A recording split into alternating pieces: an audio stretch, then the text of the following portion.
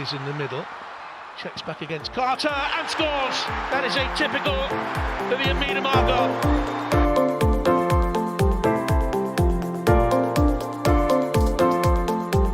Quickly gets it back again. Oh, what a goal! Well, that sums up her season.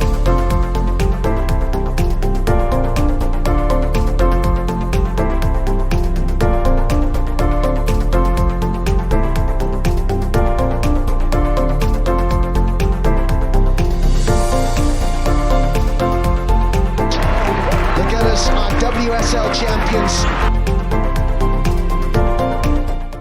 Hello everyone, welcome back to Vic Akers Wonderland. It's been a bit of a break, but it's been very much needed as Easter has come and gone.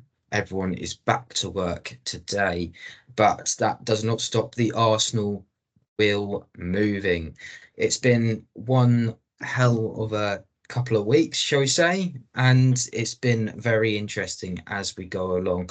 I'm joined as ever by Lottie. How are you? I'm good. I'm not back to work yet till tomorrow, so all good. Been busy booking my trip to Lyon with the bestie, so we're good to go. Passports at the ready.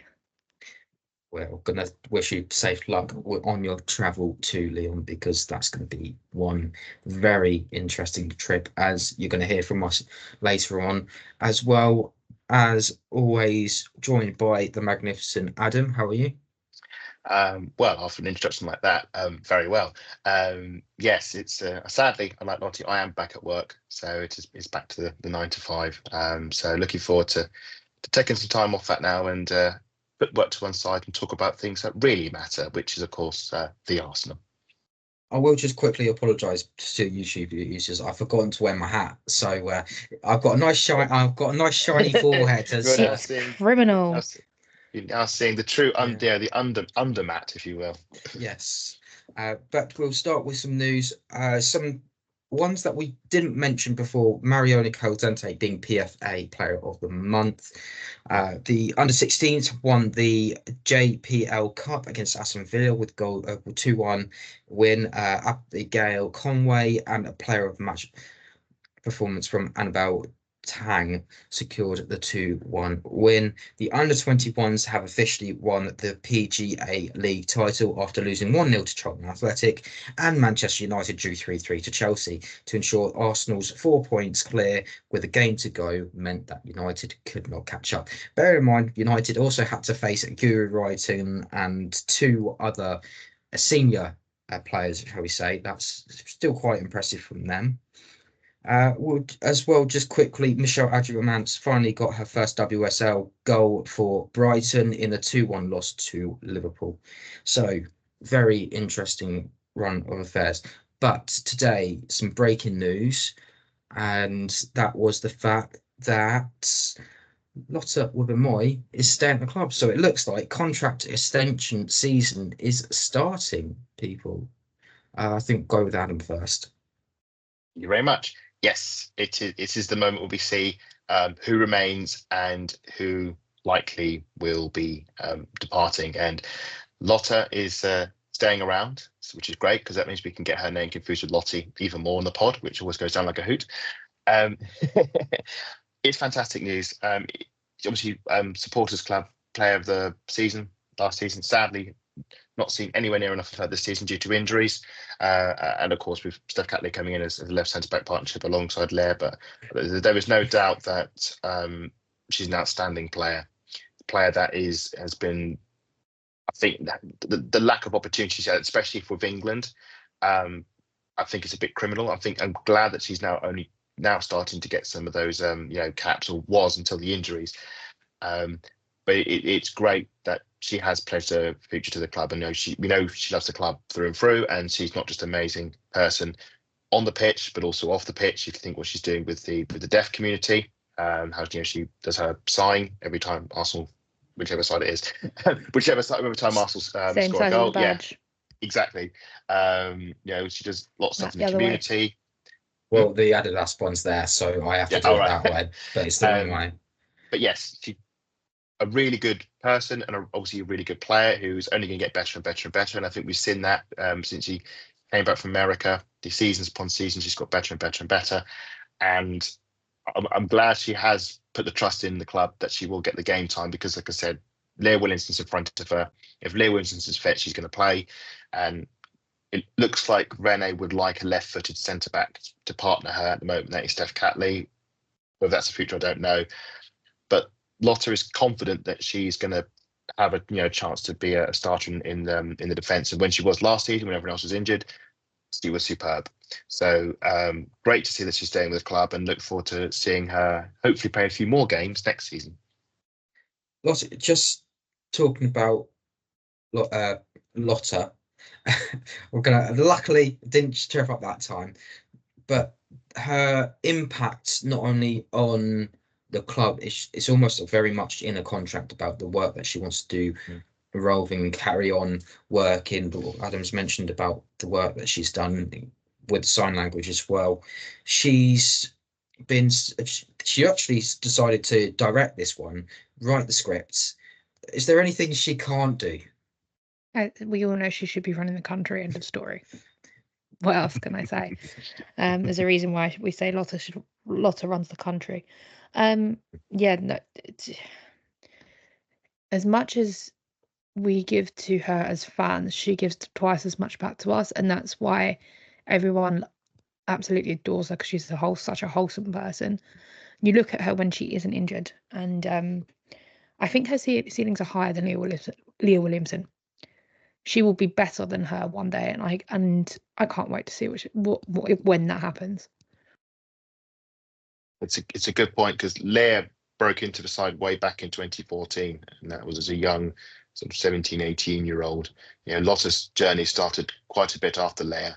There's definitely the potential for a torch to hand over, and Lotta's convinced. She's convinced of herself, and I think that's fantastic. She has a self-belief that she's outlasted. I think all the other centre backs we've had at the club, that she's outlasted them, and she thinks, no, I am going to be the number one centre back here, and that's fantastic to see. And we should say, in terms of her qualities, she has the greatest quality of all, which is she buys around.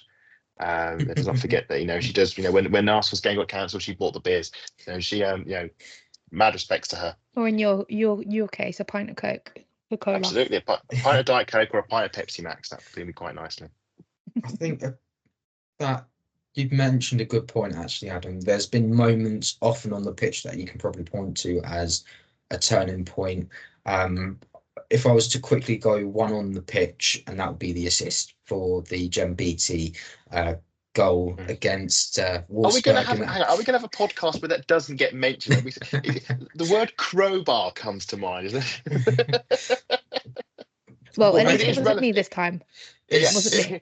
I mean, it's relevant considering we're going to be talking about a Champions League semi-final result. But there's also that moment with Tobin Heath.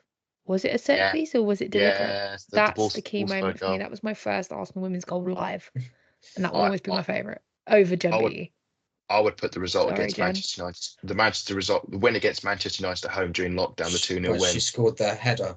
That thumping header, had a brilliant game alongside Leah Velti in probably one of the biggest games because of how the season panned out.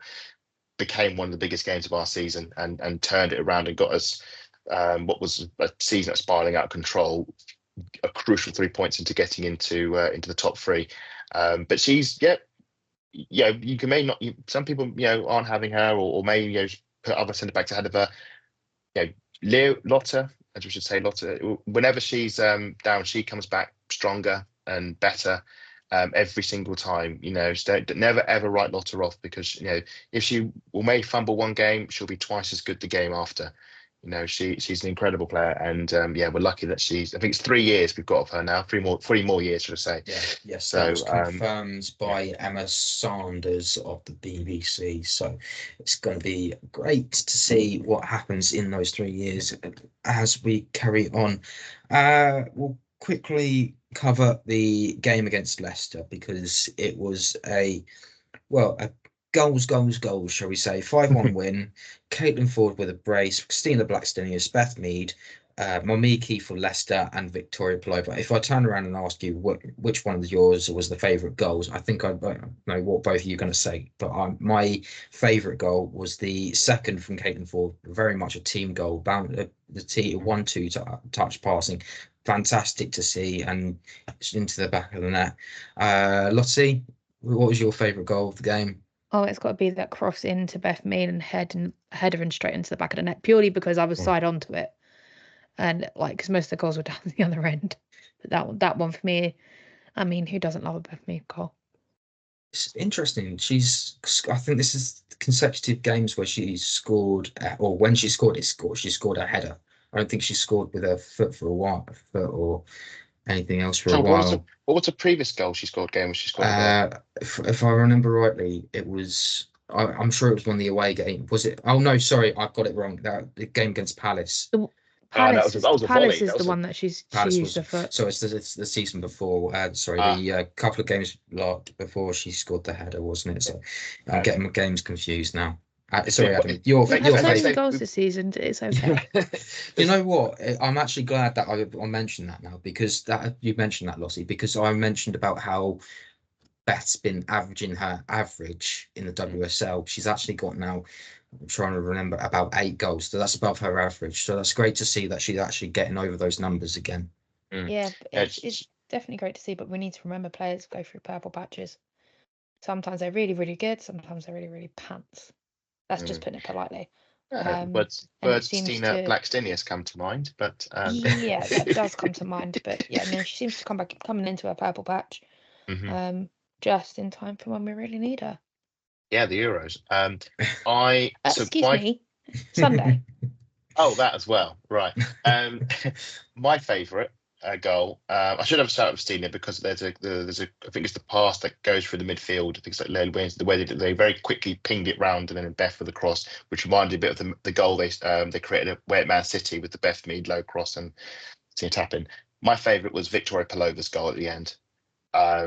Firstly, it's a superb volley. You know, on the bounce spin, first time back of the net, and it was just after we conceded a bit of a sloppy goal. You know, which kind of put it down from proceedings, because it was 4-0. The goals were just flowing, and then Leicester get one, and you're just like, well, that's a bit of a shame, really. And then Pelova pops up and gets the goal, and it's not just the goal, because the goal was brilliant, and it's, you know, it's set piece comes off the post, you know, the cable almost scored, and so forth. But just what it meant, and just the way that the players all, you know, basically all piled in on her, because it's been a long journey back for Pelova.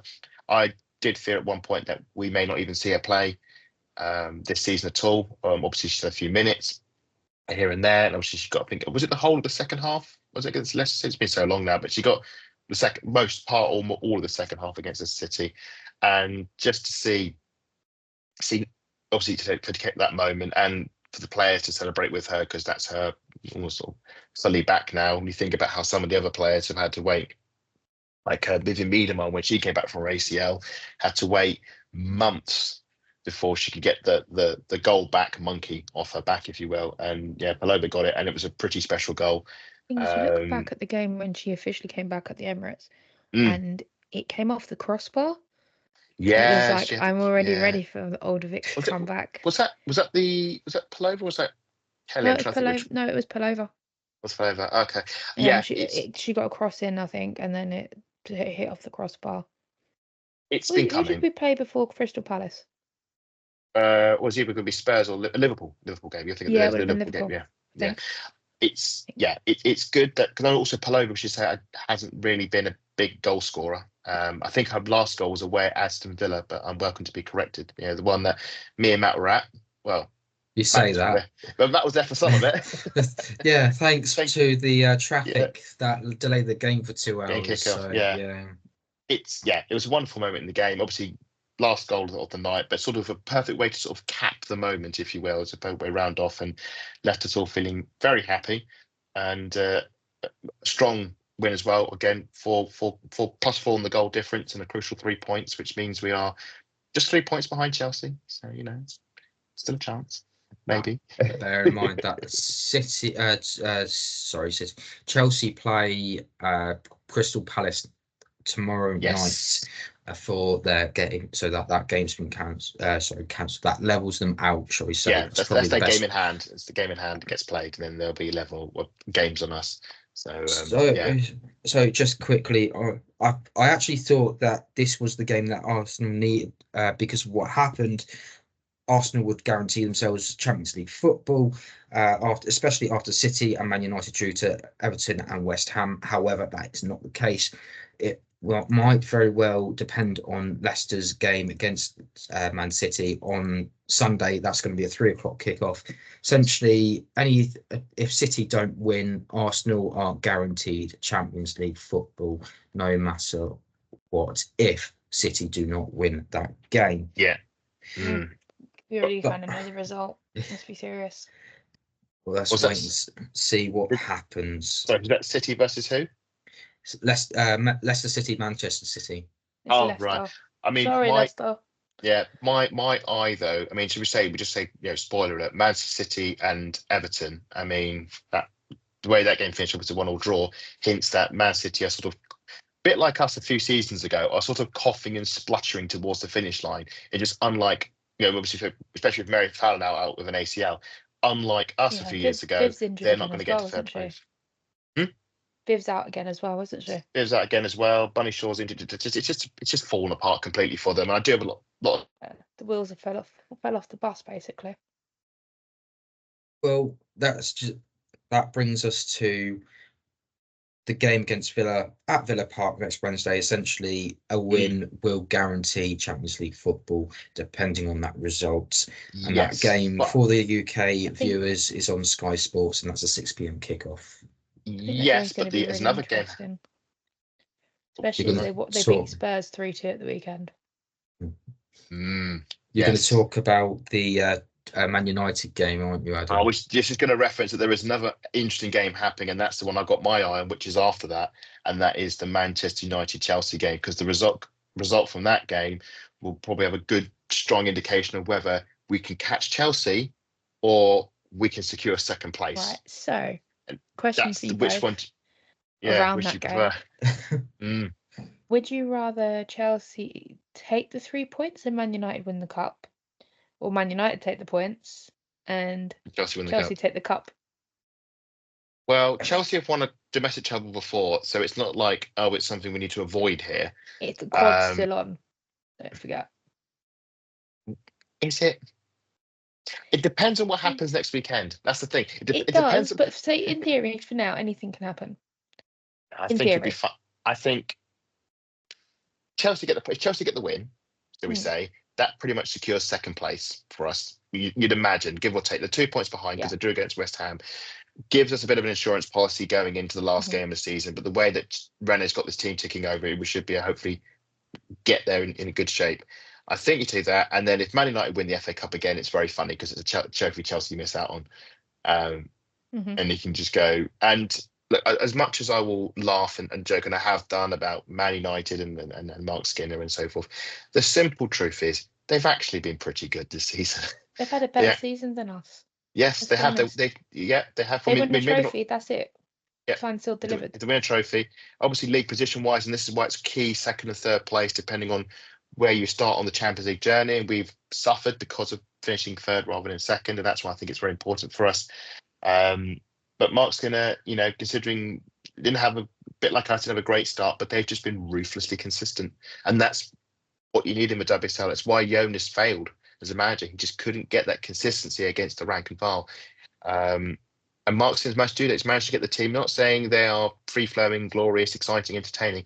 They just win, and that's all you can ask of them. And fair play to them. And if they win an FA Cup, they deserve it because they've, that it's a good unit they've got there, despite what happens off the field, which is well documented. And their ownership is terrible, and the way we treat the team is terrible. To do all this despite that, I think deserves great credit. The biggest thing for me is very similar to that first season that Jonas was in charge, that barely anyone scored against Arsenal. And yet, if you look at where they could possibly end up in third because of small things like the game against West Ham where they've drawn 0-0. Yeah. It's small margins, but you still have to praise Mark Skinner because he's doing a pretty much miracles on a smaller budget, but at the same time, it's still a bigger budget than half the league have got. But let's go on to Saturday then. That was I think the build up to it was very important. The fact that you go into the stadium, there was this anticipation. I don't know how you would all describe it, but it wasn't electric, but it was just this. I'd sort of call it a buzz, like a buzz that there was finally another Champions League semi-final to look out for. Adam, you've done stats on the semi-finals before. I don't want to read them out because they are very, very, very tragic. Let's just put it this way: depressing. It really is. To simplify it out, we've had a lot of semi-finals down the years. Okay, we've only ever won once at home. That's just the be all and end all, and that was the season we won the UEFA Women's Cup, as it was then known. So, we're quite good at getting to semi-finals. We're just not very good at getting over the line. And there's been some results. And usually, we should say they have been quite close. Usually 1 or 2 goals. We've had like the 3-2 against Wolfsburg. We all remember quite fondly. We've had 3-2 defeats at home to Lyon, 2-1 home defeats. I think it was either Frankfurt or Duisburg. Or it's 1-0 defeats to your garden. So it's not like there's only one time we've really been battered, and that was I think it was our first ever semi-final, and that was against Fortuna Hjørring, and 5-1 if you were wondering, and that's the worst ever. Everything else we've been close. We've always been close, but there's always that frustration that this time next year it's that next time next season we'll be close there and we'll overcome it. And so going into this game, I did have that sense of, well, maybe this will be the one. As I said, we've had Lyon before in knockout rounds at home, and both times we've lost 3-2. But we are a decent side. We're a better side than we were back then. Obviously, Lyon's a very good side. They have more Champions Leagues than us. But yeah, history was against us. But then history is there to be changed. History is there to be rewritten. And I saw this as an opportunity to do just that. To be the moment we go, no, it's going to be different. We've had maybe some bad results in the past, but this is a new chapter. It's a fresh start, and 40,000 fans backing us at the stadium. We might have a good stab at it. Was that one of the things that you saw, Lottie, just in the atmosphere itself? The build up, the flags were there. I think we've all got good photos of a lot of the fans with the flags out, waving them about before kickoff, just trying to build that atmosphere. Was that something that I'm trying to think of the right way to say it, that sort of added to that sort of atmosphere throughout the day? Yeah, it did. It would have been nice to see the supporters club supply some of the more women's flags. Although I can sit there and criticise, it does come out of their own pockets. The club don't play for these clubs. Pay for the flags. These clubs, what am I talking about? So they are all fan funded, and I understand why they're mostly men's football flags, but a lot of the ones that were out were pretty much neutral and representing the Arsenal. That always adds to the atmosphere, and it was just nice to have it at a women's game on a regular basis this season. I've had it in the East Stand. We've had scarves, the Mastercard scarves before. Arsenal did it for Real Madrid of the men's. And it's nice just to have that atmosphere and just kind of sort of prime the game beforehand, because the players feed off us, and that's exactly what you need. There's quickly be that 12th person on the pitch. Can I just say how much I love the pyrotechnics, because they're right in front of where I was sat with flamethrowers and fireworks and stuff, and I just think this is fantastic. I can't think off the top of my head any other ground that goes the lengths, that goes for it like that. Obviously you don't get them at Meadow Park, but obviously more games you played at Emirates Stadium. But if you go around the grounds, maybe I'm not as tall as everybody else, but certainly it does really help build the atmosphere. And obviously the video at the beginning with, go on. Not as tall as everyone else. Hang on a minute. Me and Matt are both under 5'7". No, not. Hang on a minute. No, we don't do it as much as everybody else. Sorry, that's a slip of the tongue. We are our pyrotechnics. We're doing that. I don't know if everybody else does that. Sorry, my tongue may have fumbled there. It's not necessarily that. You just said I don't know if I'm tall enough, and I was like, what? No, I said something else, or I'm mentioned something insulted. else. I apologise.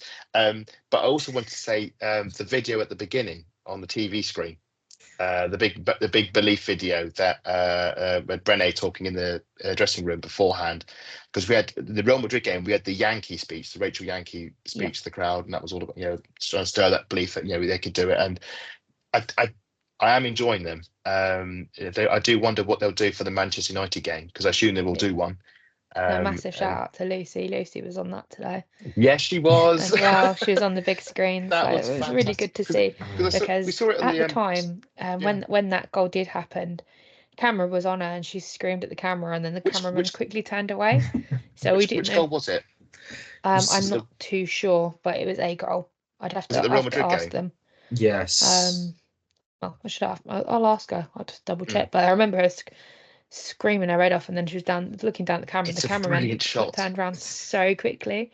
We weren't sure if the shot was taken. So it's a brilliant shot, isn't it? Just it really encapsulates the passion. It's fantastic. Absolutely. No, well done, Lucy. That was well done, and it was a fantastic bit of the video. So yeah, so we saw, because it was all on socials, and then when they played it at the in the game as well, I was like, oh, fantastic! We get to see it again, and there it is up on the big screen.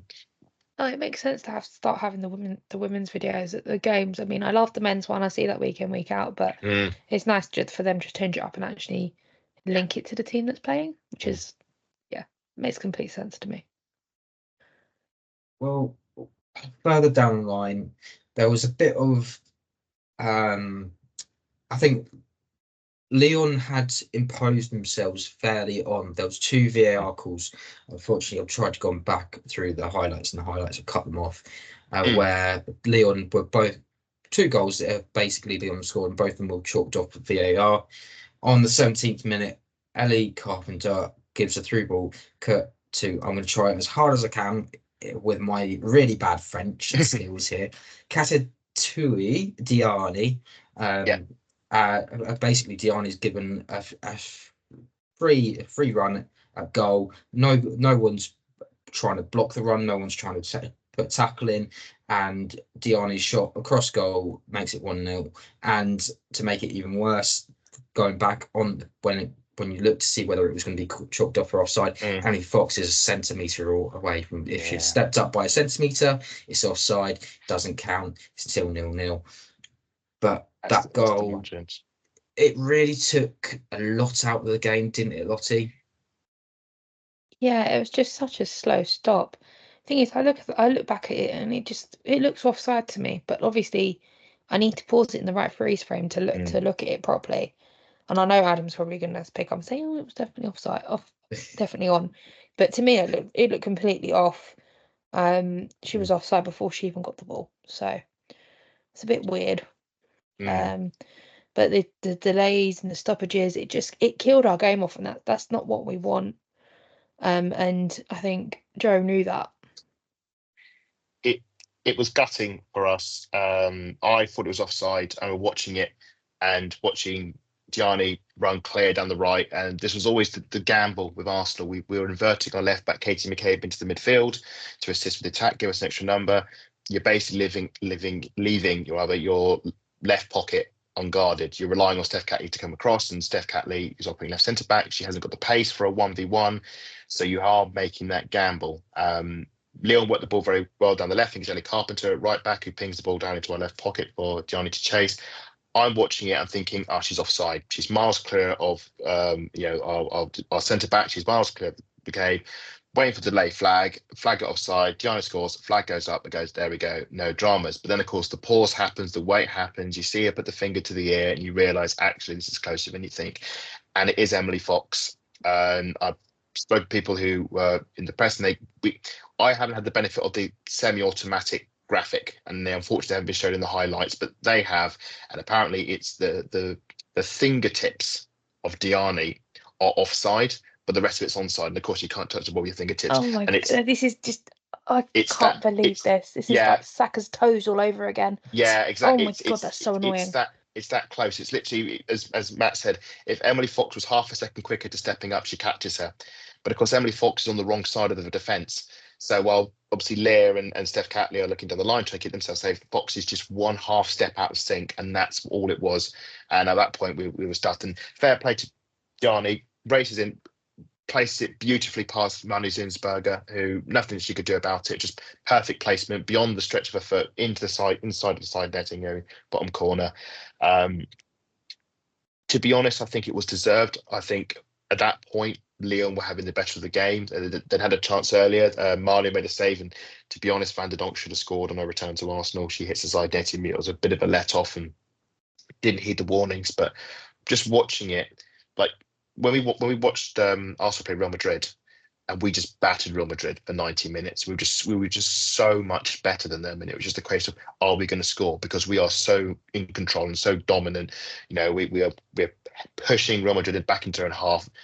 But against Lyon, I could just feel how they just came. There was like a presence on the pitch. You could just feel how good they were, how fast they were, how strong they were. The talent on that pitch and the pace, as we saw with Diani, and you could just feel that this was a level up. This was a real level up, and Arsenal as a team, we're not used to playing at this level. In the WSL, you don't have to play at that level to win a game. You can win in second, third gear often. This was fifth gear. This was fifth gear football, and I don't think we quite got up to fifth gear in the first half. It's not every week we have to put on the fifth gear. There's Exactly. only for specific teams, so yeah. And I really felt that. It was a wake-up call, put it that way. It was, and I felt that disparity for the first 20 to 30 minutes. If you think about it, most of our fifth gear, put them in speech marks. Games are done. Yes. Do we count Man United as that? I don't know. They've had a good season, but we'll see what they bring to the table under season. Well, at half time, not very good stats. I was trying to get a photo. Unfortunately, they took it away. They put it on the audience, so I had to delete the photo. But I think it was like Arsenal only had 10 shots, one of those for being on target. Doesn't read good stats all round, but it's very similar to how the game against Real Madrid went, where effectively there was only 3 shots, I believe, in the first half. One of them was on target, and that was it. And it was just getting to the point where frustration was taking over, because you're taking shots, they're not going on target, and it's just I don't know the best way to describe it, but it was very almost like what's going on today? Like, have you used all your goal luck in the Leicester game when you didn't need it, or has it just been a case of that? Okay, you're playing against a Lyon side that are very good. Don't take that away from them. And it was just they didn't have the keys to unlock Lyon as much as say Leicester. When I was watching Leicester, my feeling was, do say some goals for the weekend. We are sort of filling our boots here somewhat, but the frustration is in that first half we weren't great. We weren't fluent and snappy. There was a lot of moments in the final third where the ball was overcooked, a lot of disconnections. Caitlin Ford picked up a silly booking really, really early on, and that compromised her, I think, in some of the 50-50s. We weren't winning those tackles and those 50-50 moments. Lyon were just getting the nudge on the arm wrestle, but we were getting moments in the final third. And when you play Lyon, they are such a good side. You have to be ruthless. You've got to take grains of sand and make gold out of them. I think back to when we won away in Lyon 5-1. We had like 5 big shots on goal, and we scored all 5 of them. And it was an amazing night, incredible night. But we were very, very, very ruthless in that game. We took pretty much every chance that came our way. We took, and this one we left a few on the table. I think Frida had a header that went wide at the back post, just over twists her head and it goes wide. I mean, she had the shot on target, which was like in the first minute, and it was a very basic effort to the keeper. Russo hits the bar. There was a lot of poor low corners. I think we got our trajectory right eventually, but there was a lot of poor set piece play early on, and it was just a bit frustrating because we know we watch Arsenal day in day out. We know that they can play football, they can move the ball well, they can interconnect, they can make the patterns and carve teams open, and it just wasn't fluent in the final third. There was just a lack of ruthlessness in front of goal, and it was just very, very poor. And then you watch Lyon go up the other end, and one of their players hits the crossbar with an amazing chip. They get the goal, and I always felt it was closer to at half time. Up to half time, it was closer to being 2-0 than it was to being, say, 1-1. I think the Rooster header right on half time was the closest we actually got. And if I had gone to 2-0, then that would have probably been it. That would have been less curtains for us at that point. Lottie, just within that first half, I felt very flat. Was that one of the issues that you had, was that there wasn't that usual lovely flowing football that we usually Yeah, there was see. a lot of. I remember shouting out, and the Oscar goes to a lot. You kept offering the ref their glasses.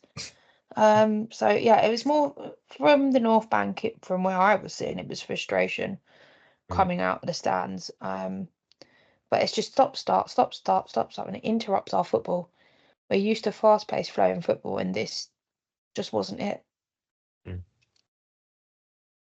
So, what I know I don't want to pick on the referee, but just in that instance, there were times where there were instances where, say, Diani's left in a tackle on one of the Arsenal players. It was one rule for them and another for us. Caitlin Ford's yellow card, Kim Little's yellow card. The same incidents happened via Lyon. Warnings. Are you going to go down the Lucy Bronze route of accusing the referee of refereeing in a certain way, shall we say? I'm not trying to accuse them of anything. It was like she's been paid. Yeah. Dare I say it? We know. We honestly, can you look back on that first half, Adam? Right, and any of the fouls that came from Lyon, should there have been a yellow card? Yes or no?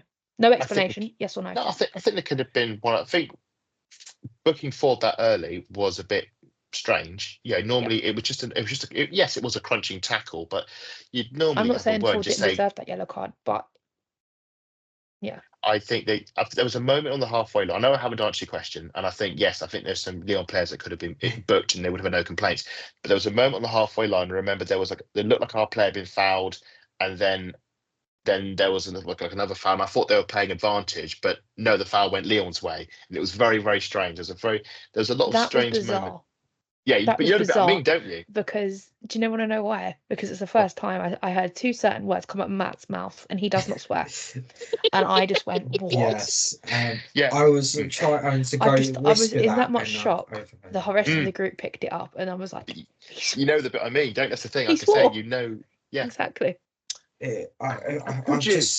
I've never known instances to be continuously. I think with Diani, I'm picking on Diani, but there was more than Diani, because Diani was every couple of minutes she'll just shove someone over. That scored the second goal.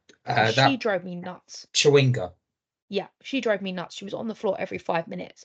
She's not a dainty player. She's well built compared to some of our girls, and you literally poke her and she'd fall down like a ton of bricks. Is this not dark arts? This is a team that knows how to win European semi-finals, and I think it's. I don't think it's right, morally. Obviously, you want two teams to play football.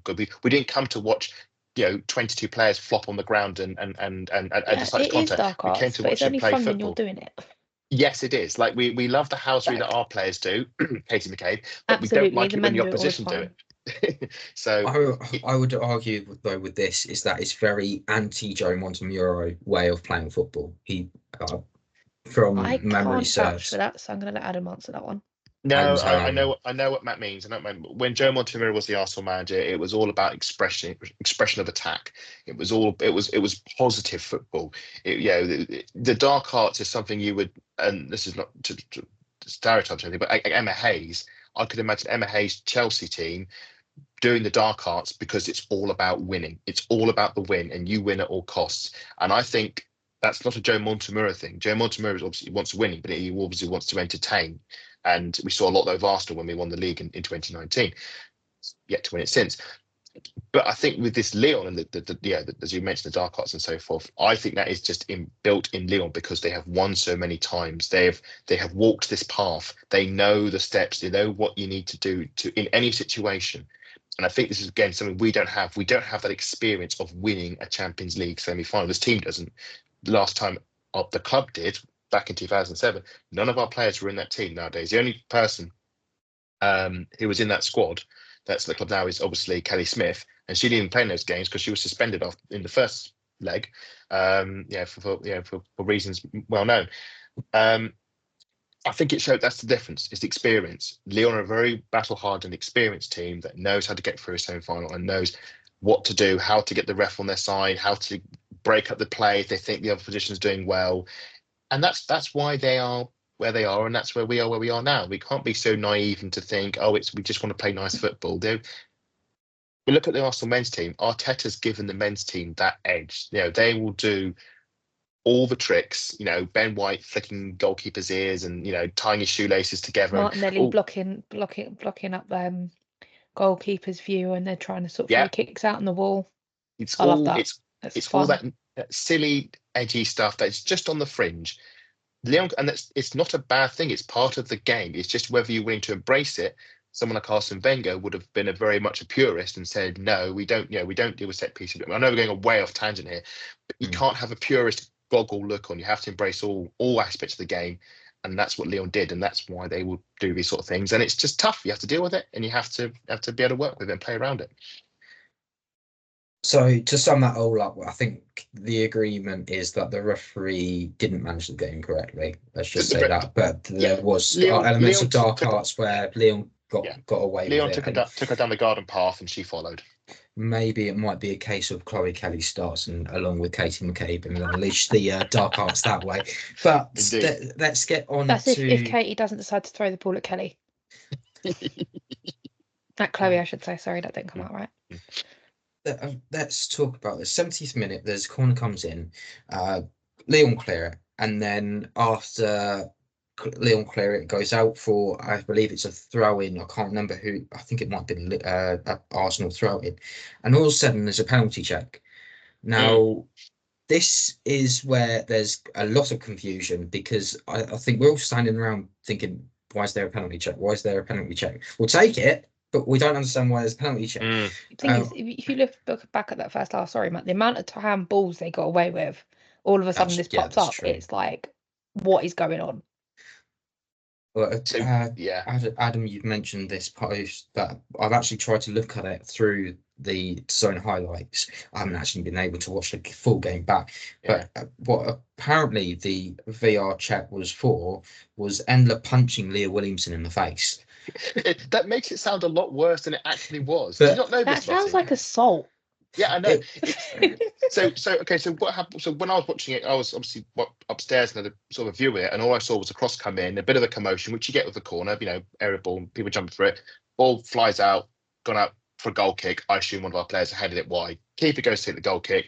We're waiting around. We're thinking, endless time wasting again. And what's going on? Lots of whistles. Yeah, that was the and then the referee, suddenly you think, hang on a minute, the referee's pointing her ear, and the referee's going to the monitor. And my instinct was, handball. Something's happened. The ball's deflected off. It's hit a Lyon defender in the arm. It's a soft penalty, etc. No, I only found out, I think, after the game, I think it was after the game, that Endler's gone to punch the cross that's come in. She's missed the ball completely. The ball's gone past her, and in an attempted punch, her hand has made contact with Leah's head. Now, it's always one of these things I feel. Goalkeepers get way overprotected, as we know. You so much as lay a glove on them, and it's a foul. And at the same time, goalkeepers get to take a lot of liberties now because they have the opportunity to use their arms legally to catch the ball and so forth. They can get away often with things with their hands that other mere mortal players don't. And hand contact with the head has been one of them. A friend of mine mentioned in the Champions League on the men's side, Kai Havertz got wiped out by an Internazionale keeper in the group stage, Inter Milan keeper, and no penalty was given, even though it was should be seen as a foul. I like that the foul has been given. What just amuses me is that no one was appealing for it because no one expected it. The players didn't anticipate anything going wrong. We didn't really notice anything going wrong. The only person that noticed it was a person in the booth who rightly pointed out, yes, the keeper's wiped out the defender. It's a head fist on the head, and we should say,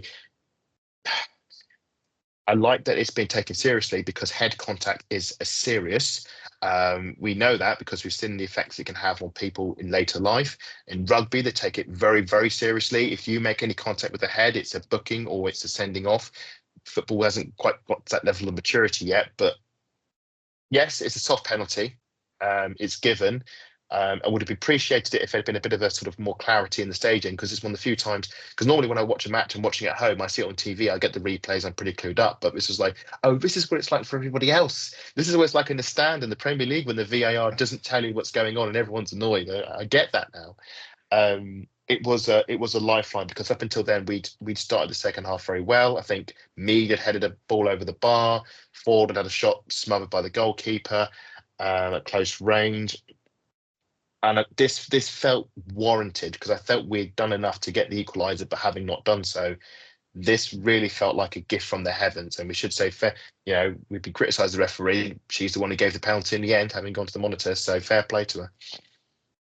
Just on that as well, Lottie, but just looking at if it was 8 minutes before this decision was made that it was going to be a penalty. Did that worry you a little bit that they're taking that amount of time to get it all sorted? It is concerning. That amount of time, it just stops everything.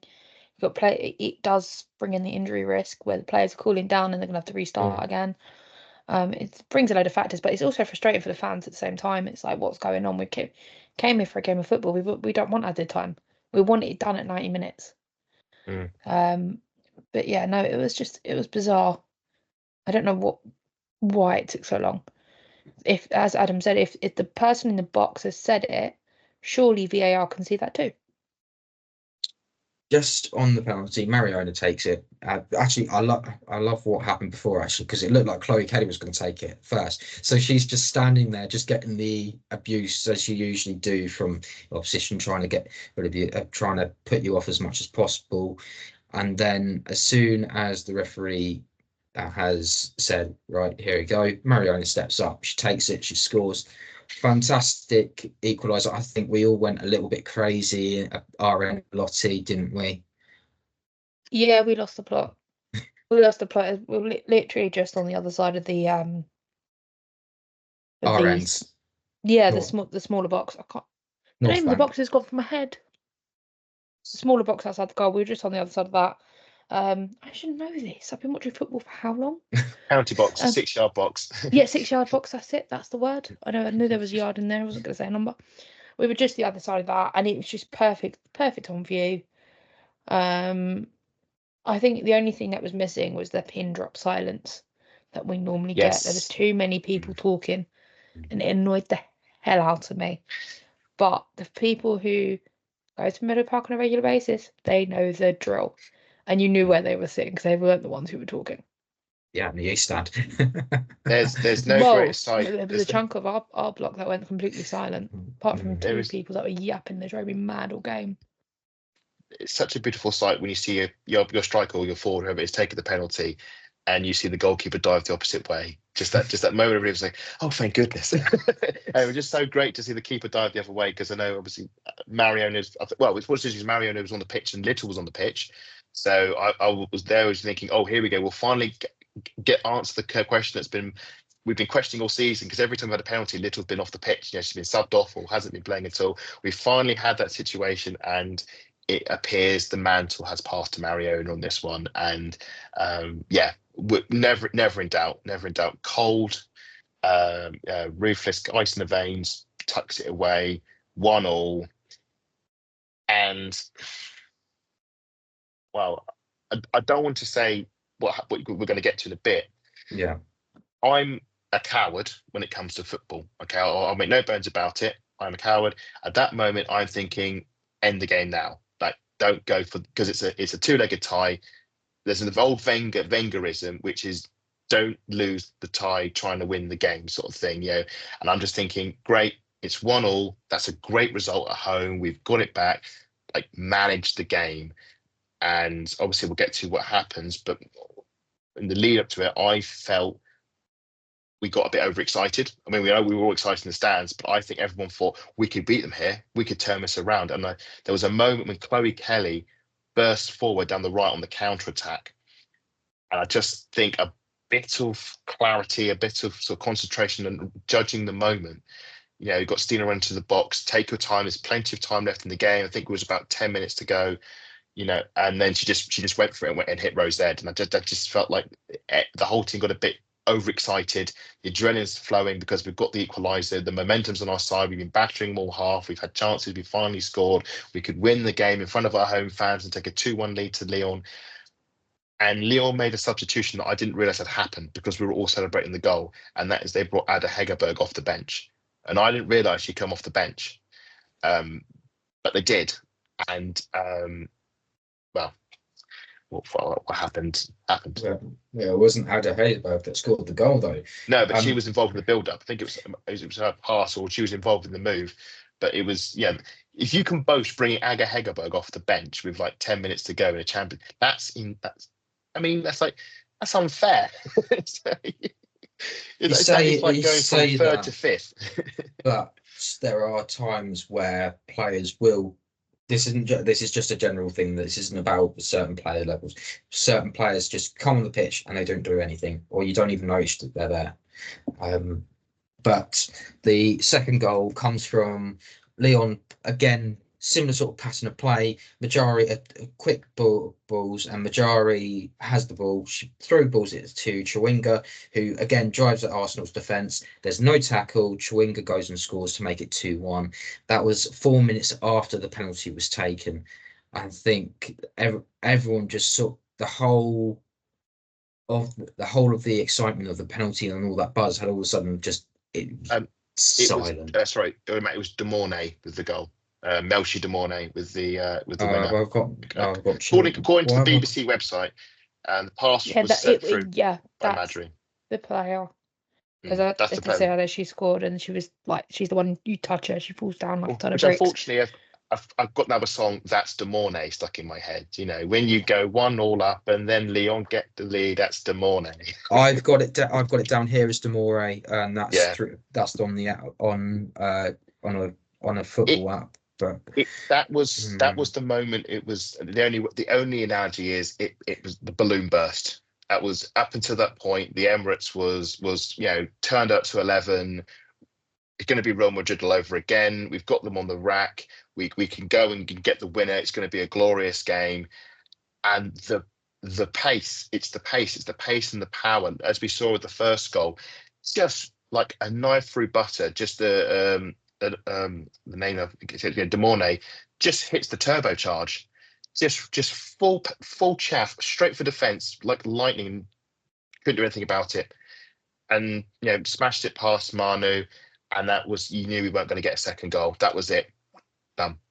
That was the game. It was a bit like, reminded me a bit of the League Cup game we had against Man City when Mariano got the penalty after we built up a good strong head of steam, and then we ran out of steam. Man City got the winner, and likewise in this game. And that is the Lyon experience: is that Lyon don't need to be amazing, free flowing for 90 minutes. They can be really, really, really good in concentrated bursts, and that'll win in the game. And I thought it was noticeable how they didn't go for the throat in the second half. They sort of sat deep, defended well, kept us at arm's length. And I think their plan was to basically hit us on the counter when they could, because they thought they're going to overcommit, they're going to chase for the goal, and then we can, with our pace, that's it with De Mornay and Diani and Chawinga and so forth, they can roast us. And whilst that didn't happen, they were able to, when they went to 1-1, get that goal. And my only concern then was, don't go 3-4, 5-1. We saw, let's say, Chelsea suffer a similar sort of fate, and they did lose 4-1. And I think there was a moment. I think there was a chance in the box near the end. It was almost 3-1, and they fumbled it. I was at my end of the pitch. It did end only 2-1, so it is yet another home defeat. So it's another X in the box for us, unfortunately. Again, it's another close defeat. So we were close, but not close enough.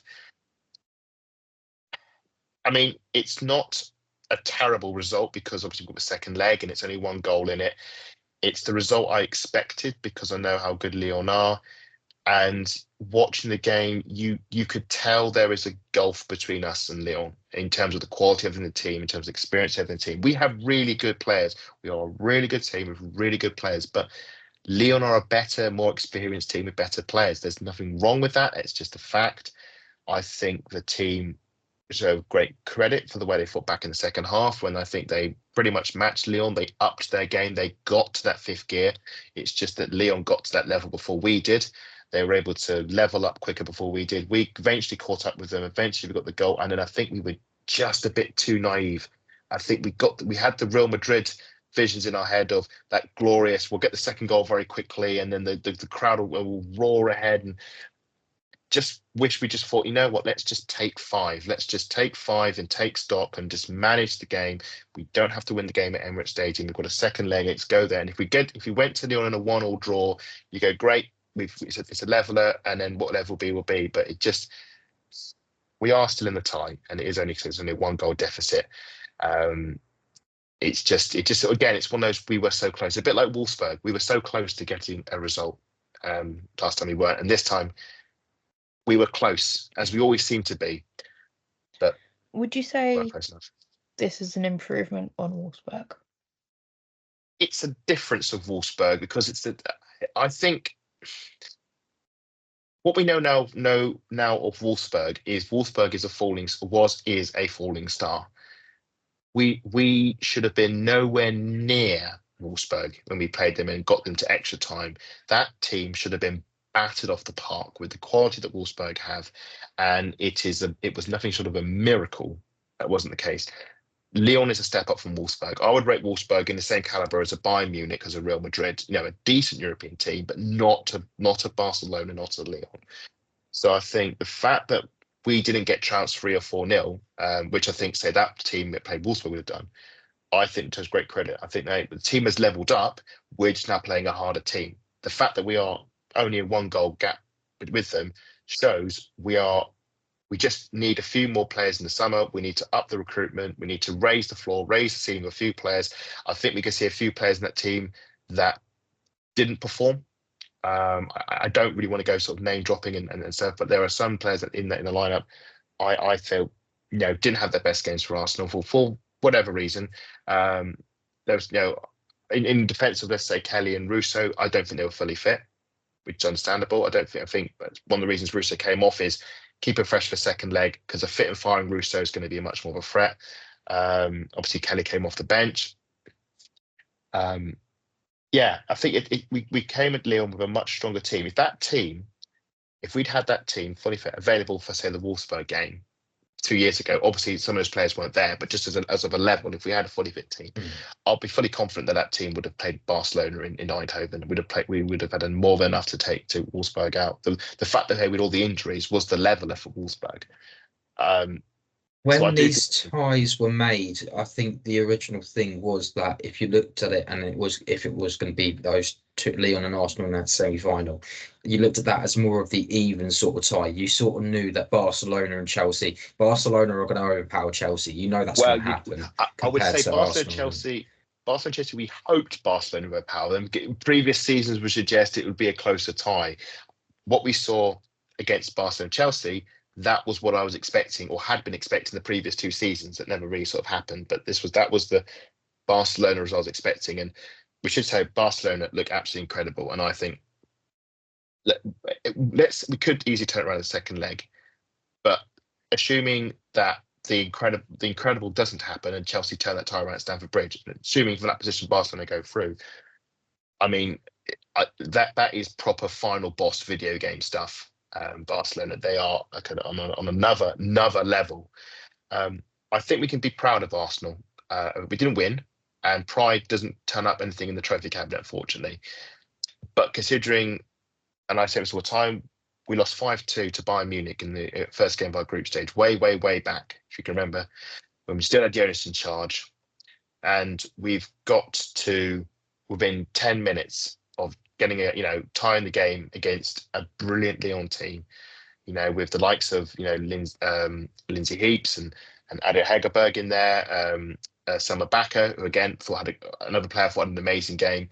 And we should say this is a team also got Wendy Renard to come back in for the second leg, and that's going to be hard to have all that, and for us to just about matched them for about a strong portion of the game.